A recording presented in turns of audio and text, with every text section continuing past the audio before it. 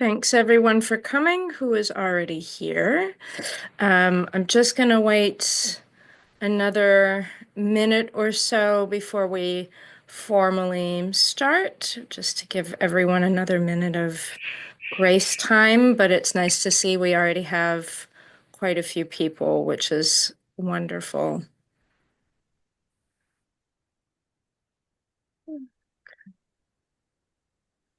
And just to let everyone know, this session is being recorded and it's going to be made available to the DN members who couldn't join us tonight.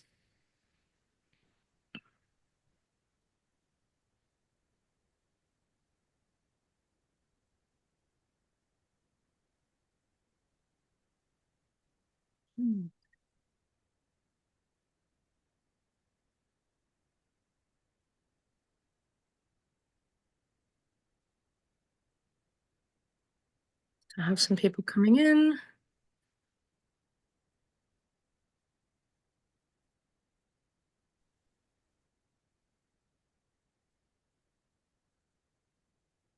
Okay, it's a few minutes past 6, so I think we're safe to start. I'll just keep letting people in as people come in. I think everyone's muted. If you're not, I'm going to mute you for now until the Q&A at the end.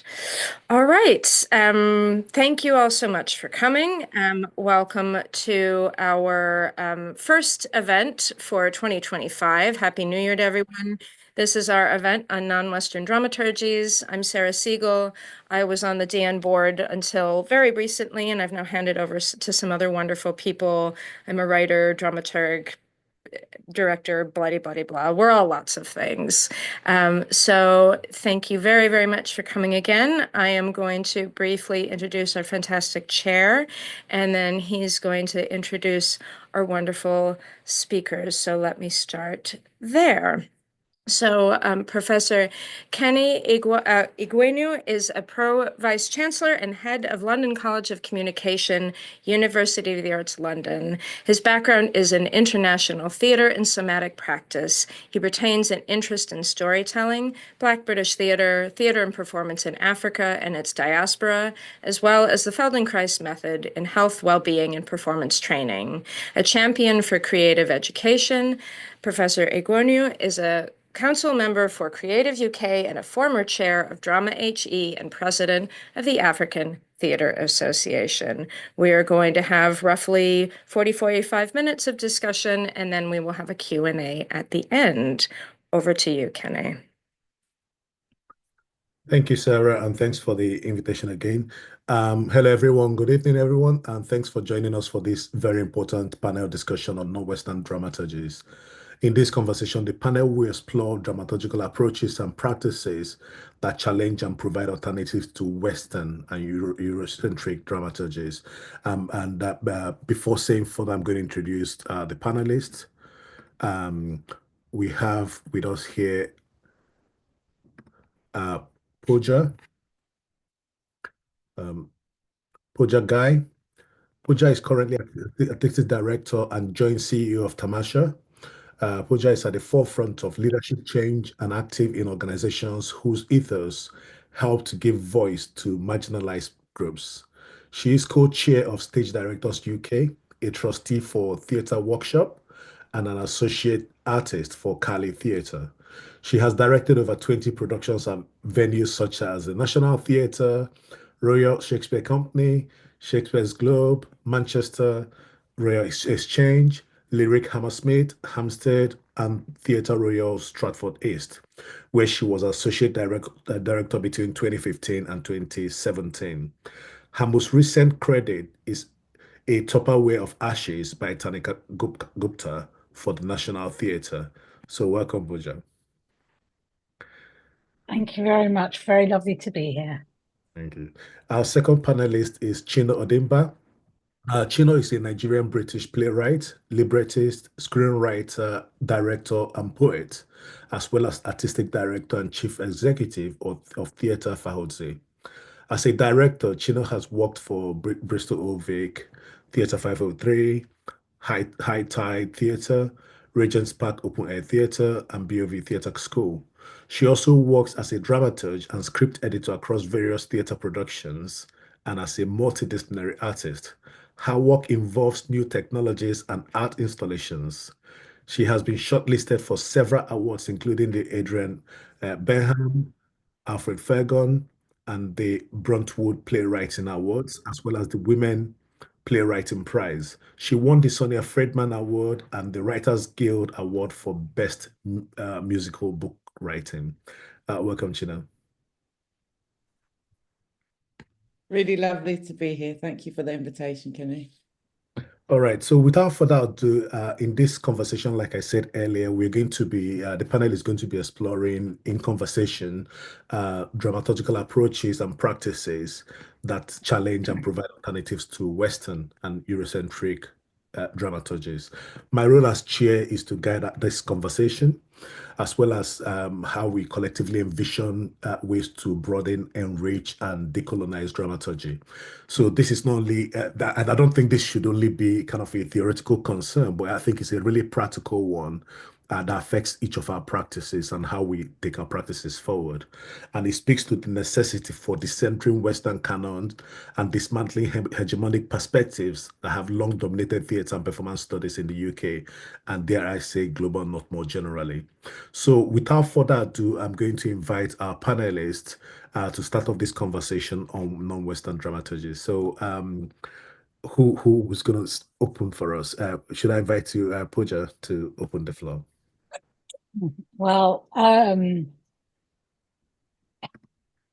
guess I start with a bit of frustration because I cannot believe I'm still having this conversation and banging against a wall, that we're still here where we seem stuck. Now I've started on a low note, so I'm going to come back up and go.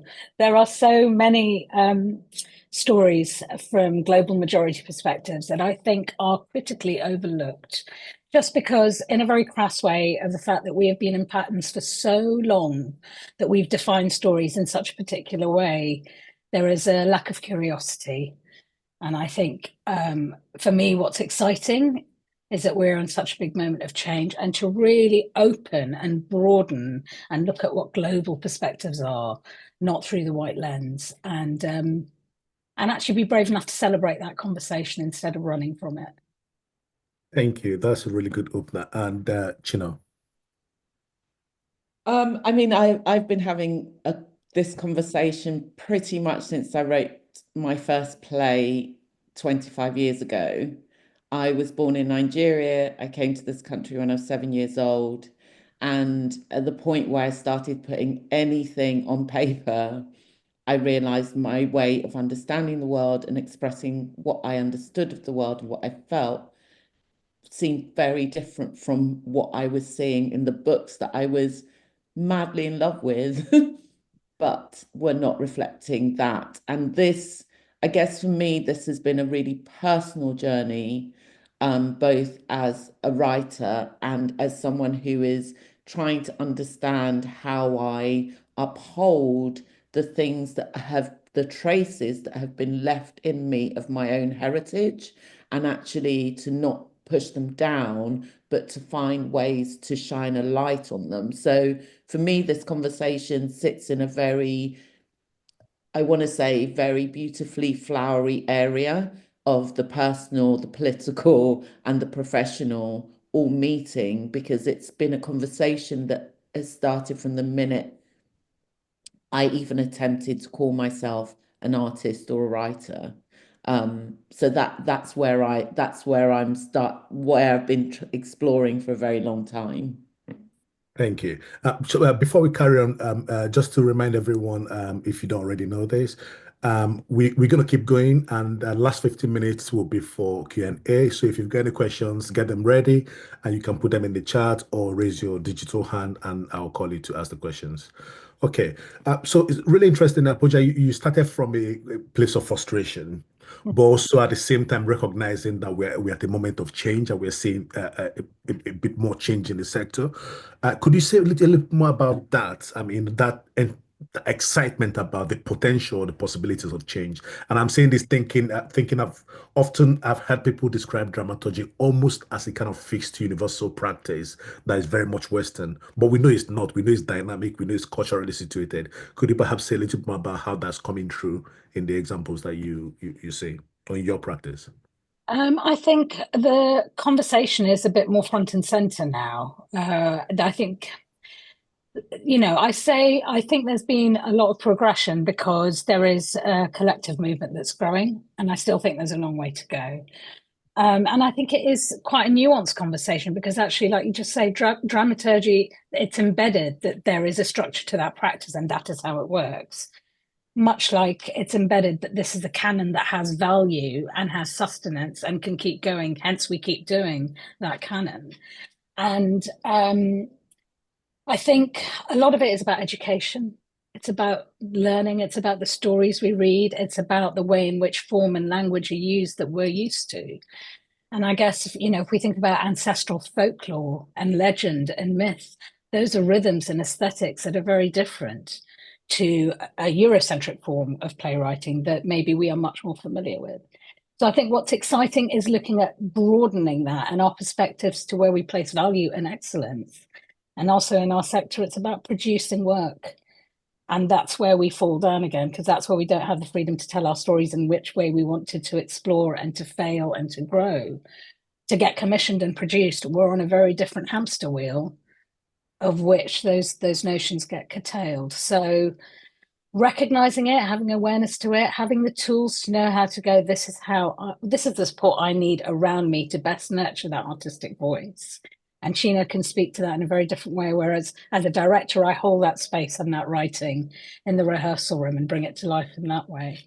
But I think that's where there are points of change and renaissance and revolution. It's also coming out of a time where things are not good. We're in a moment of change because there's so much chaos happening around the world. And actually, the last 20 years have been a growing thing of that. And politically now, it's a huge moment globally for us as a global community, and storytelling I think is directly linked to that. Yeah. Thank you. And Chino, do you want to weigh in on that, or maybe talk a little bit more about what you said about coming from Nigeria 7 and kind of perhaps not seeing productions that reflect what you recognize as performance, and how you're doing that within your own practice, how you're able to kind of infuse that non-Western approach to actually don't like bit of month. Yes, Actually don't we've like got the to find a non-Western better term. term What it straight does away. is it centers the global north in this. Yes, exactly. You're still putting that at the center of it, right? And actually, I talked about where this kind of fascination and I guess pushing against something that I didn't understand for a long time, didn't have the words for, came from. But for me, it's because we are putting something at the center of the storytelling in the way we name it, that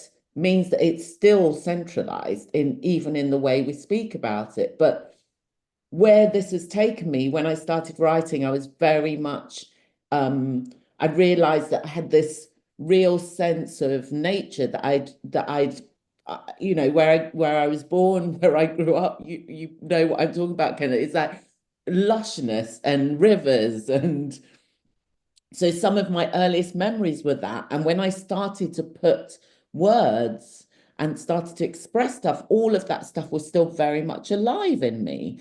And through lots of ways, actually, in one of the first encounters that I had, where I started to question, I guess in more academic terms, what I might be experiencing, was at university. I studied theology. And as part of my theological studies, you do ecofeminism.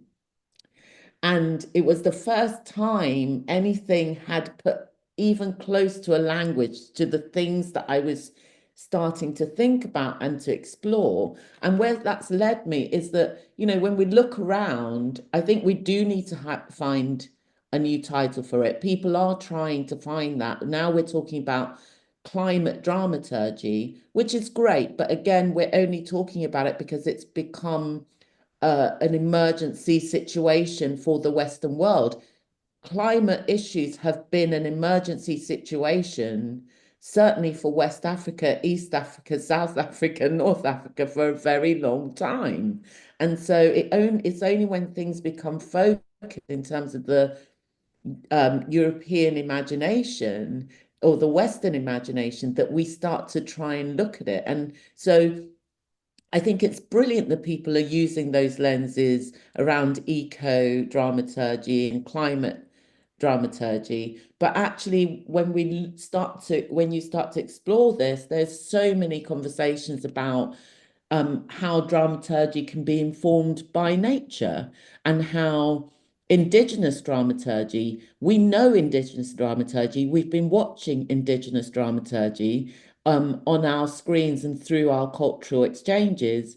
The haka is a form of Indigenous dramaturgy. This is storytelling, but using a different way of understanding it. So, these dramaturgies are focused on ceremonial. What is the ceremonial nature of what we're doing? What's the ritualistic natures of what we're doing? What's the performative natures of what we're doing? And when you start to look at that, you realize how in conflict it is with these very, I would say, immovable ideas around how dramaturgy is practiced in the Western world. Yeah, thank you for that. Pooja, I don't know if you want to come in, but I was just thinking maybe if we maybe take a step back because just listening to some of the stuff that you say, it's raising a lot of questions for me. So if we step back and think about these global South dramaturgical frames and the valuable tool they provide for contemporary theatre practitioners, what are some of these? So thinking about how respond to time in performance, space, the kind of narrative structure, and you talked about the hacker, for example, and all that is wrapped up in that. Could we perhaps say a little bit more about some of these, the possibilities that it opens to colleagues who might be listening, who are thinking of how do I engage with this kind of global South perspective within my dramaturgical work? Do you want to go, Pooja? I think it's I think there is a lot about the kind of dramaturgical support that the artist needs in terms of the story that we're telling, and it's widening the network of the availability of people who are practicing dramaturgical forms of support and who are seeing it in different ways. I think, and maybe it's a process issue, which is why I was hesitating because I had two different answers in my head. Process-wise, it depends what the structures are that are in. I'll take a commissioning process in a building, for example, or with an organization. If they have an in-house dramaturg, then that most likely will be the dramaturg assigned to that artist. If that is in conflict with the perspectives of the play, the themes of the play, the rhythms, aesthetics, potential forms that story could take, then it's very hard to find that creative space of imagination. So I think there is something about the synergy of finding the right dramaturgical support. So those questions can be asked and those forms can be explored. And of course, kind of a knowledge, understanding, connection, resonance to those different cultural prisms and the ancestral history of where they come from is the depth of character, is the complexity of character, so that they are not homogenized. So I think a step towards it is really looking at our processes and what support people have and questioning what dramaturgy is. It's not one thing, it's many. Yeah. Thank you. Chino, do you want to come in on that? Well, I mean, yeah, taking a step back, I think that there is I've always been impressed that somehow, no matter what spaces I'm in, there's a understanding that there's a common understanding what the function of dramaturgy is in the first place. And I just don't think that that's possible because actually there are so many things that come into play when you are looking at the work of dramaturgs or the work of dramaturgy. Of course, its structure, its language, its themes, all of that are things that can be asked questions of, but there is something else that is going on in the exchange between artists and art. And that is where the definitions of dramaturgy become a little bit useless in many ways. We know, I say that the real true way in which dramaturgy is felt, whether that's in the person delivering that work or in the person receiving that work, is that it's about the work being at its best for the artist, not for the audience, not for the theatre, for the building, but for that artist and what they're trying to express. But in order to do that work, you also then have to do a lot of other nuanced work in understanding, by the time I started writing, I sounded like a average British person. I dressed like an average British person. You know what I mean? I had all the habits, but inside of me, where my art was coming from, was so far from that.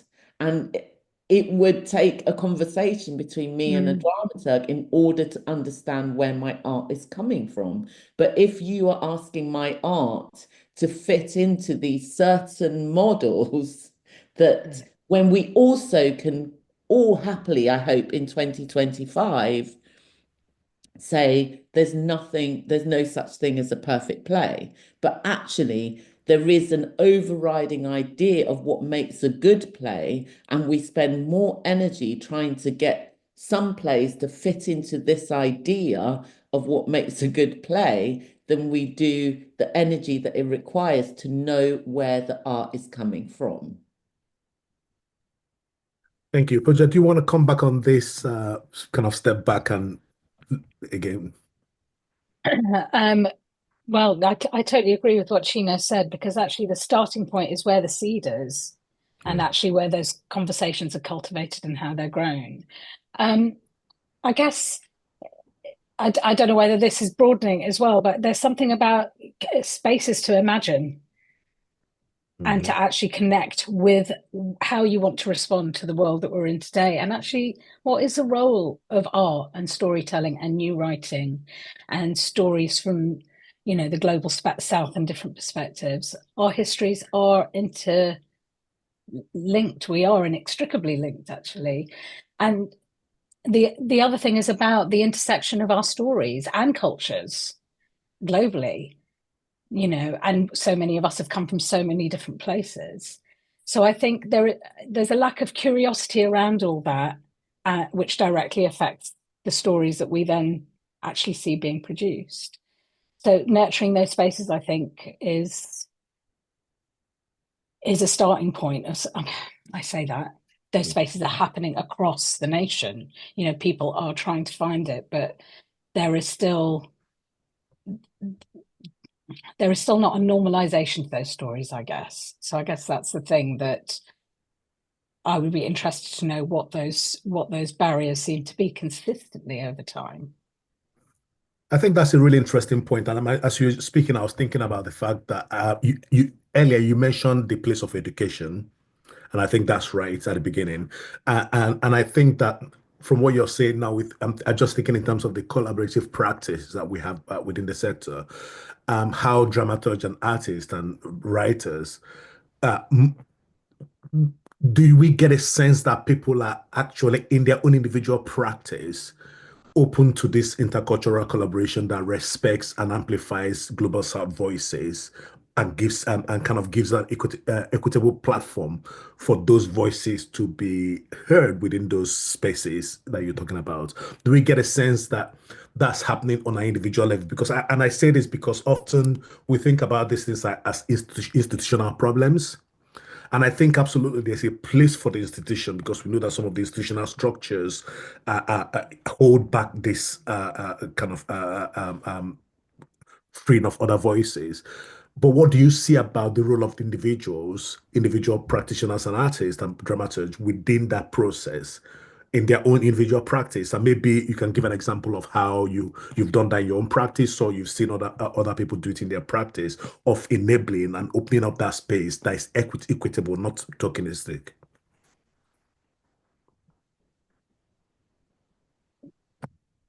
Any of you can go first. I mean, yes. I mean, it is very easy to put the institution stamp on anything, and therefore we don't take responsibility for our individual actions, and I think that that's what I keep coming back to. This isn't institutions that are looking at my work at times in my career and making me feel less. It's people. Yeah. It's people that do that. It's people that make up institutions. It's people that buy into ideas of what dramaturgy is or isn't. So I completely agree with you. I don't think we have to take the sense of institution out of the conversation a little bit in order to have the real conversation. But I think for us, I guess I'm speaking as someone running a theatre company that very much is got a label about who and what it's speaking to.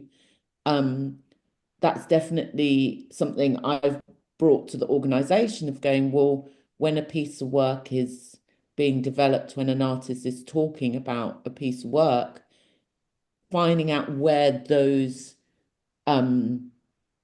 that story's coming from feels like the most important thing. I mean, I gave an example recently in a rehearsal room where so many times really flippant things, someone will say, well, you could change the name of that character just so it's a bit more readable, or just so that the audience can hear it clearer, or whatever. And no one's bothered to ask you what that name means to you. No one's asked you. Yes, it might not be it might not be a play about your great grandmother, but no one's asked you if that name means something to you. So there's the other thing that's very difficult about the culture is this idea of ideas being really expendable, But for some of us, ideas aren't expendable. The things we put in our art aren't expendable. And I think that that's probably where people can take the most responsibility, is how you hold a piece of work, and holding it as a piece of fragile thing that it needs to be up until a certain point. That's an easy way of taking personal responsibility. And that's, I think, now as an artistic director, that's something I'm fully aware of, that there's a long process where you're holding a very fragile piece of work. Thank you, Chino. That's really yeah. Thank you. Pooja?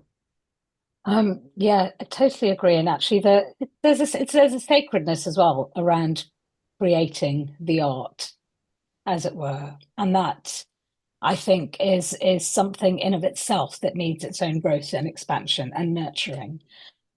But I do feel that organizational structures and systems do play a big part in how those individual patterns and behaviors play out. And for me, there are so many systemic issues that we face. Institutional racism is still rife. Colonial structures are still in place. Policies are still run. Our mindsets are still conditioned that way. Our education is geared towards that. We don't have enough nuance and debate to break through all of those structures to really see what structures we are in and where we're placing value in art. So it's that big macro political context around how we're actually then creating the art. And I think the two are linked, because our artists want the space to create and have and find their voice and have the right support. And actually that should be the way it is. That should be the normal thing. That shouldn't be the thing we're fighting for, because that's creating art. And with the right intent and love towards it, we find, that authenticity and integrity, if you like. But the reality is we're working in businesses and structures that are going for profit, or they're looking at a certain thing that goes, that's going to put those bums on seats. So there's something very, very crass that crushes the whole creative process, and other things come into play. And that does affect the dramaturgy of storytelling for writers, I think. Yeah, go on.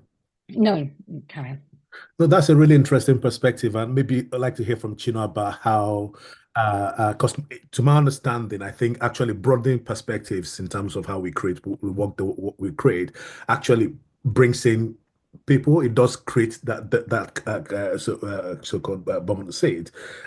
So if it's about commercial viability of theatre, actually, I think that makes that even much more possible. But I don't know, Chin, I don't know if there's an example from maybe your current company or previous ones about that.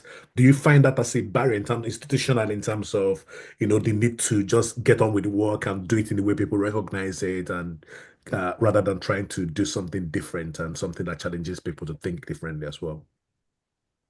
I'm sorry, there's so many, everything that's said just opens up another It does. world of thoughts. So I was like, oh God, somewhere else. But no, I think so. I will talk about very briefly about a project that I did a couple of years ago.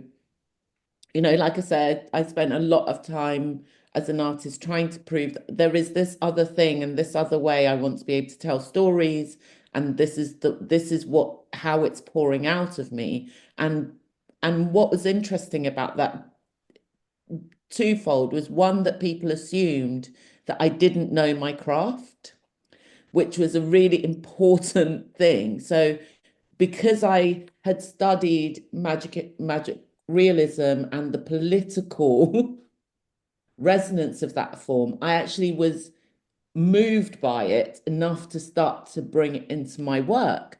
But whenever it encountered buildings and dramaturgy that was happening in those buildings, they just assumed that it was a lack of knowledge, not actually a deep knowledge of the form in which I was working in.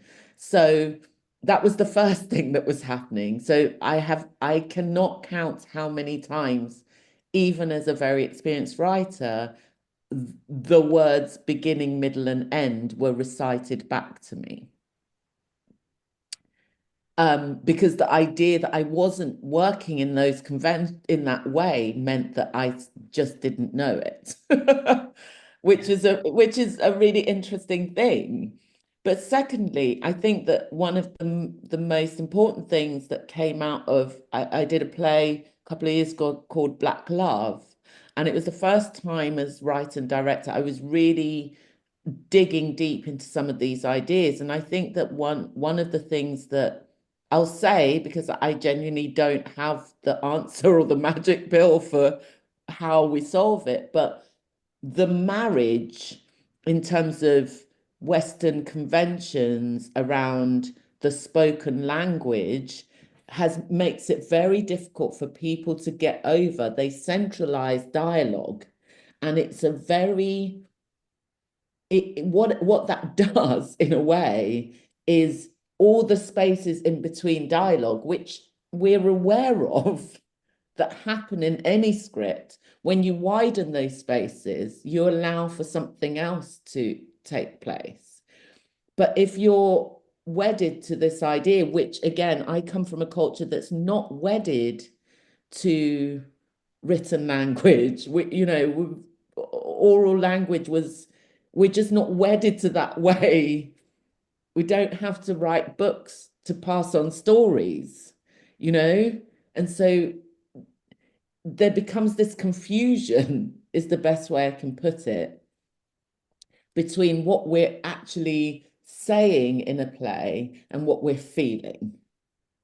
And I am more interested in the feeling, because that's what I know of stories. It's how a story and how they are connected to seasonal cycles, to particular festivals, to particular, again, I'm back to nature. You can hear where I'm sitting with this. But so for me, it's very difficult to answer that question, because I don't feel that these are things that, even as I explore them myself as an artist, I can necessarily fully bring into the work I do in my company. Because like you say, I want those writers to be able to write the kind of plays that are going to get on stage. Mhm.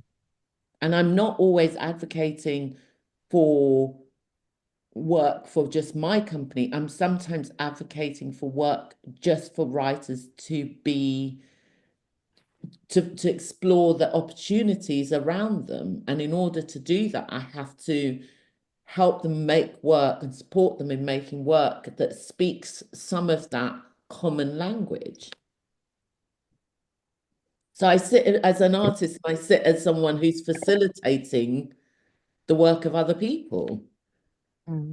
That's really interesting. Pooja, I don't know if you want to come back there, but I think this conversation is opening up lots of other things. Yes. We'll go to Pooja first.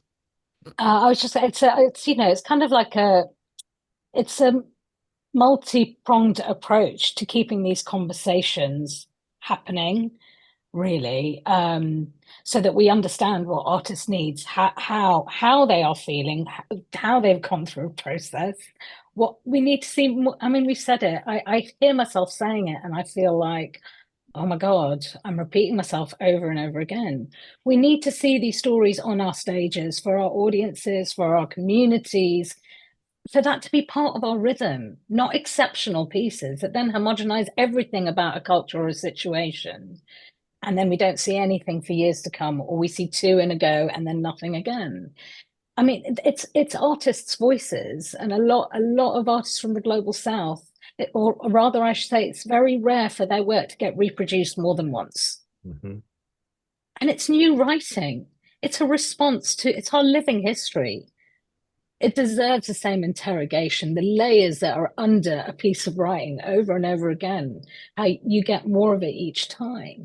So a lot of our writers are at a really disadvantaged position because they have one shot and there's no depth of exploration to that. So there's so many ways in which we can celebrate the multiplicity of forms in our intersectionality. We've just got to get a lot better at it. Yeah, I think that's a really good place to kind of end the conversation, but maybe just one further thought for us to just think about. I'm often very solution focused. I'm thinking, okay, well, if there's a problem, how do we solve it? Okay. So I'm just thinking in the context of decentering kind of Western canons, or if you like, decolonizing dramaturgy. What we are doing here is interrogating the dominance of Western methodologies in this space. But also, you're talking about opening up spaces for global South and diasporic practices, and perhaps maybe hybrid practices that merged the two, both Western and not Western, to thrive within the mainstream, not just something that is marginal. So I'm wondering, what do we do as a community of practice, as a community of practitioners, to enable that to happen? I know, Chino, you talked about doing that within your own space. Pooja, you've talked about also doing that but how do we make sure that that becomes the norm? What can we do to encourage, the sector to rethink and really work with people from diverse backgrounds? Well, I can answer that in context of Tamasha because we receive funding to really kind of interrogate this question. Yeah. And we've spent, the last year and a half having really deep and profound conversations across the sector with artists, leaders, dramaturgs, to really know how to move this conversation forward. And we are partnering with organisations there's Bristol Old Vic, Coventry, Belgrade, there's Tamasha, and we'll work with other partners to try and unpick what the what's systemically wrong in organizational processes, from governance to executive decisions, how commissioning processes are actually, how they're gone through, unpicking the culture of the organization, and then the space that we're choosing to create for our artists, and letting that be more artist and citizen led, so that there is, these are big, they're ideas, as it were, but it's also intent to getting the best work out of our artists, where they don't feel marginalized, they don't feel unheard, and they don't feel invisible. And it's still too often the case. We're still having this conversation. The title of this panel says it too.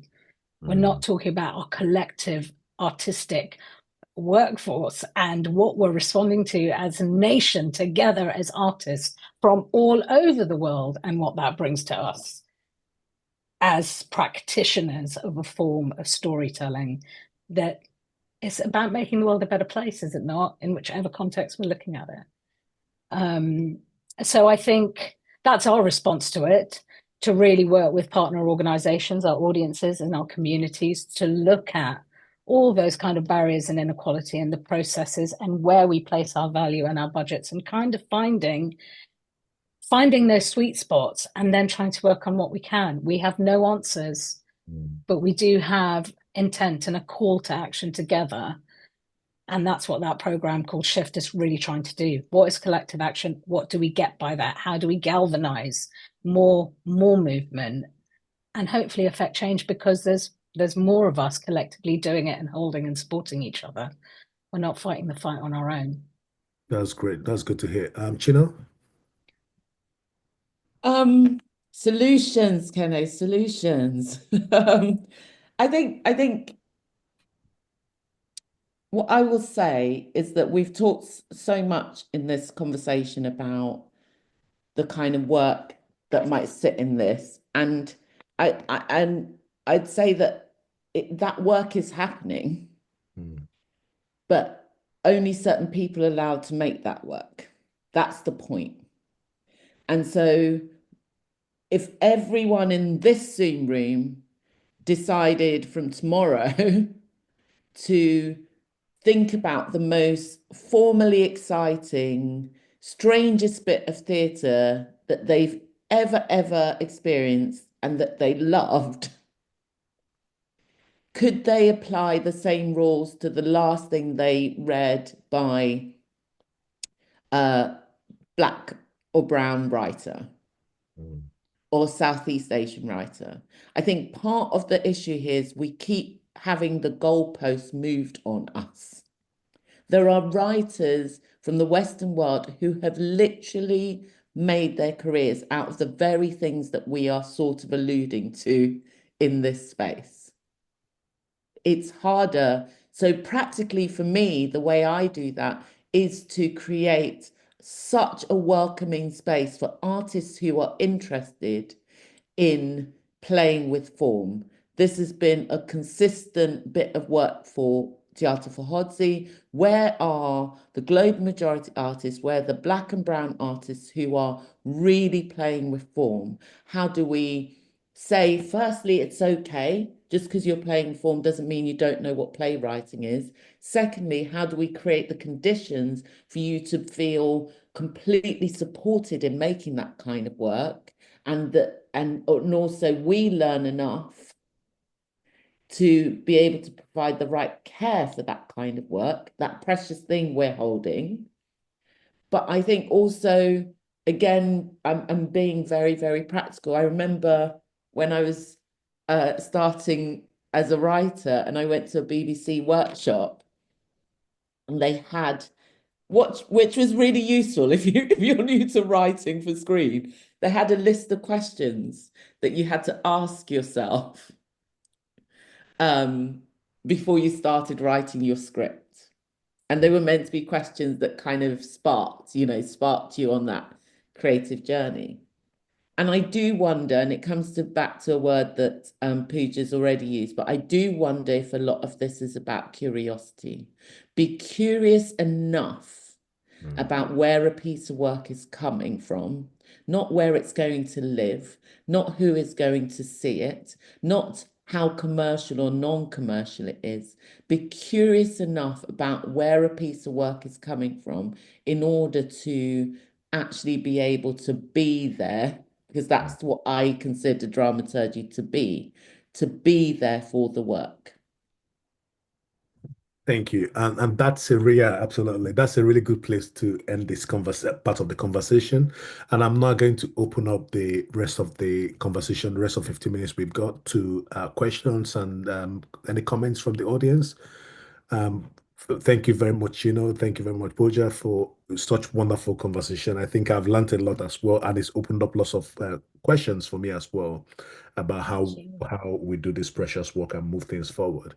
So, audience, over to you.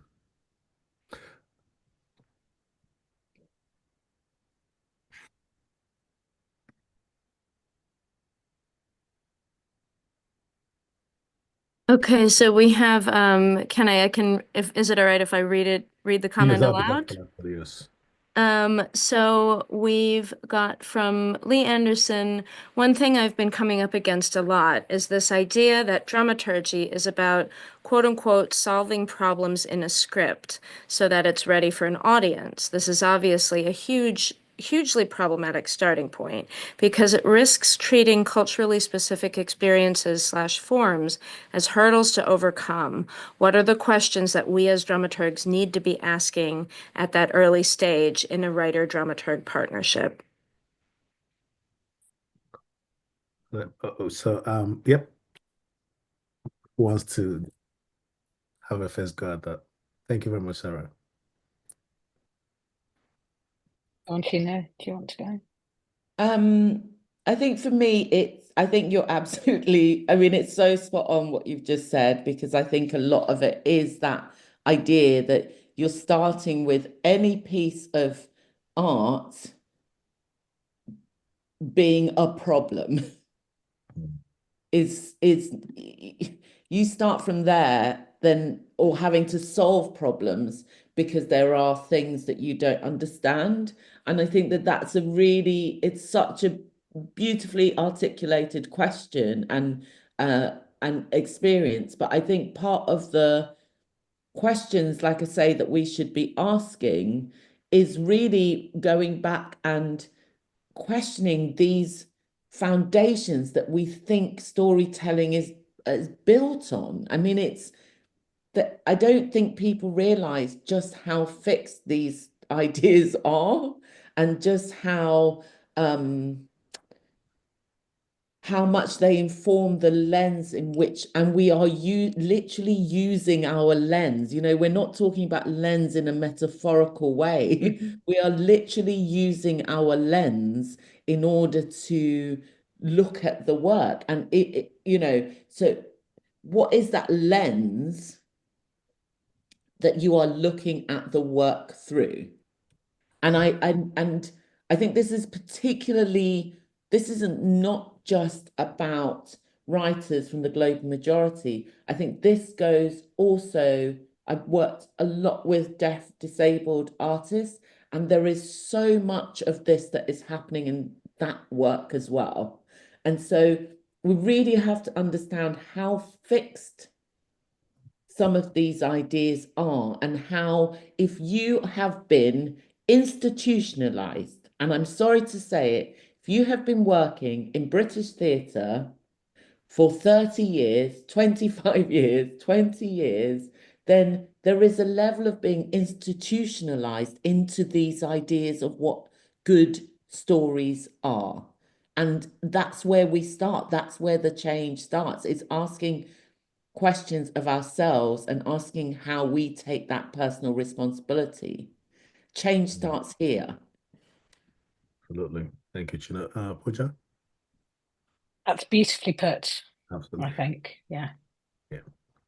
So we can take more questions. If there are more questions in the audience, you can type it in or raise your hand to ask a question.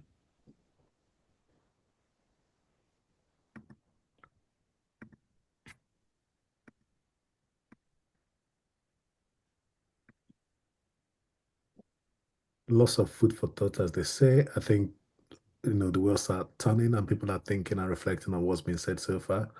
Not a question, not a thought that might turn into a question. Okay, yeah, let's have it, Maddie. Thank you. Hi, everyone. This has been fantastic. So the naughty thought I have is I've been working as a dramaturg for quite a long time, like over 10 years or 10 years something, but I haven't worked on many things. So I often feel like I actually have no idea what I'm doing. And but one of the things that I feel like I keep hearing from other dramaturgs is how important asking the question why is. But I often feel quite destabilized by by the question why, because quite often the something is coming from a place of instinct that maybe I can't articulate. And the question why feels like it's trying to pull me towards something or towards a kind of legibility where I'm like, well, what if we sit with instinct a bit more and see what happens next? Yeah, maybe this is partly a response to Lee's question, and maybe it's an invitation to you two, Chino and Pooja, but I think quite a lot about the improvisation tool of yes and. Like, what happens if the basic tool isn't the question why, but is yes and? Like, yes, let's take that instinct and think about what happens next. I suppose I'm curious what your responses are to that. Maybe it turned into a question. Woo! Thank you, Maddie. Pooja, do you want to? And Maddie, what that just makes me think about how important exploration is, and not. I mean, why is already a very. It's already put a. Like Chino was saying, it's already a problem. There's a problem in and again, we break it down into then the lens we're looking through and where we're thinking dramatic value sits in the rhythm of their story so far. And I think, it's birthing a story. It's that time and that exploration and that kind of instinctual holistic care to discovering the story or letting those characters come to life, I think is really vital. I don't know how much space is given to that really for writers, and because I'm on the next step of it where I get the gift of having that writing to play with and create. But actually it'd be interesting to know for writers what that space is and how much time they really have for that exploration and imaginative space with a dramaturg, because it feels to me from conversations that I've had that the time is also very limited. It's a very practical time frame of working with your dramaturg to get your play produced. But actually, is there looking at different models to see how actually there is a much more open process to then finesse and fine tune the symphony. Thank you. Chino, do you want to weigh in on the Maddie's question as well? Yeah, it is a knotty question. It's a very knotty question, Maddie. And I think just sort of almost to answer Pooja's question, I think that, again, I'm old and I'm hopefully a bit wiser having done this for a long time. But one of the things that I realized when there was a moment where it occurred to me, and even a Dramaturgs Network like this that is growing, it occurred to me that my work was being given over quite a lot of the time to directors, to dramaturg. Now, I don't know if you know what the process, most directors are just, once they have a piece, how am I going to make this work on stage? Now, if you bring that director in at a beyond, like before a first draft, they are only dramaturging that piece of work with that question in mind. How am I going to bring this on stage? So that was the first thing that really changed for me as a writer. I just had to be really clear that not all directors were good dramaturgs. And this was a very, very standard way of things, how things were done in theatre, dare I say. I never use that sentence, but that's what was happening. So I would write this thing that had taken me months and months and months, and then it would start to be dramaturged by someone who was only concerned about what they were going to do with it on stage. And actually, once I started asking for professional dramaturgs separate from the director, there are many directors who are good dramaturgs, but this is not a blanket given, and that's the point. So how do we differentiate that this is a real skill, and secondly, that once you're not concerned about what's on stage, then you do start asking the sort of questions that Pooja's talking about and Maddie's talking about, You do start asking those questions. But that's a big institutional, when you're talking about solutions, that's one solution immediately. I think buildings can make. Do not assume directors are good dramaturgs.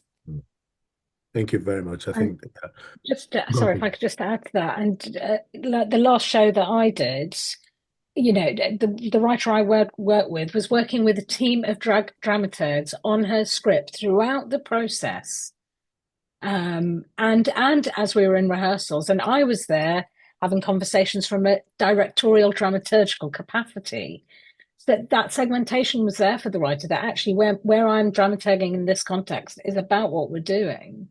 But she had a team of dramaturgs really supporting and being robust with her in the way that she needed. And that's the first time that we've kind of worked like that properly, really. And it was a really interesting model that I think created this space for that artist to, sit in their voice and use it as they wanted to. And it wasn't about, my vision as a director, which I think is a really crucial point. I think we need to value dramaturgy a lot more than we do as well. Thank you. We've got 3 minutes on the clock, and there are 2 questions here that are related. From Kathleen, talking about how would you incorporate these ideas into training dramaturg, and the next one is quite similar as well. For me, I think it's what Chino said earlier. It's about curiosity. So I think there's a personal responsibility to kind of educate ourselves about the different approaches and the different cultures and everything else, and learn what we can from there. But very quick ones from Pooja and Chino. What maybe a word, maybe a sentence or 2. What would you say? How would you incorporate this into dramaturgy training? Yeah, I don't know. Curiosity is the right word, I'd say, and really exploring different forms of storytelling. Yeah. Oral storytelling, rituals. I mean, all of those forms of creation that theatre does. Thank you. Chino? I mean, where I started, I think that it's about not making assumptions. Once you go, I don't know what storytelling is, what does that open up? So, sometimes when we're in these spaces, it's all about what we know. And there is something beautiful and transforming about asking yourselves what you don't know. And starting from that place. What if today I decided I knew nothing about storytelling? What would I have to do in order to start to answer that question for myself? Thank you. Those are 2 beautiful answers to that question, and I hope, Ekaterina and Giselle, that answers your question.